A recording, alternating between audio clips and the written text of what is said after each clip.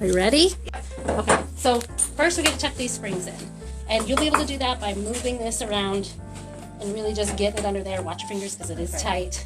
And so the crosshairs are in there. So get your gloves. We're going to go through and we're going to tuck all these springs in.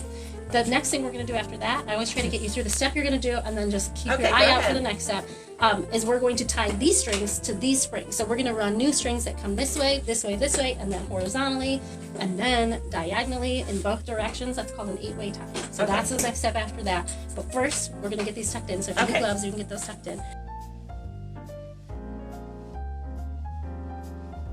So the one thing that you want is you want these kind of standing straight up. You don't want to lean into either side. You want them to be nice and straight, like a grid.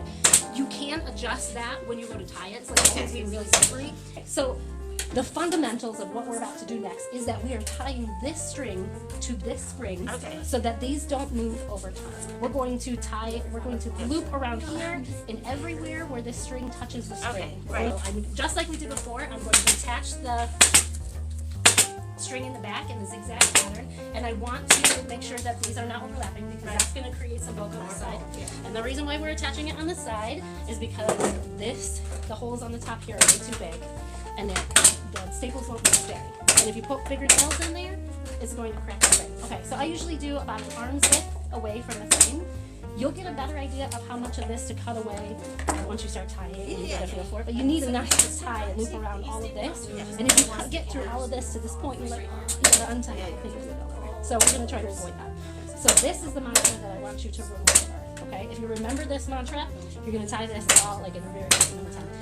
So to tie this string to the spring, I'm going under the spring, and I'm holding this kind of tight the whole time, and I will use my finger to hold it to the string so it can stay tight. So under the spring, taut. Under the spring, over the string, under the spring, over the string, and now you see that I have tied this string to this string. And I need to go back in this direction, so I'm going to go back under the spring. That's how you tie it. And so here, when you get to the middle, you still want to tie this, and I might make some adjustments to make sure that that's right in the middle.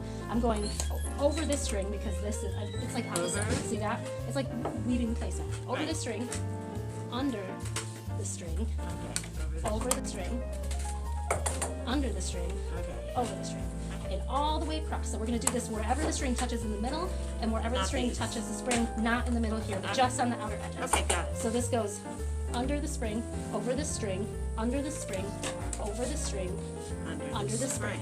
Easy peasy.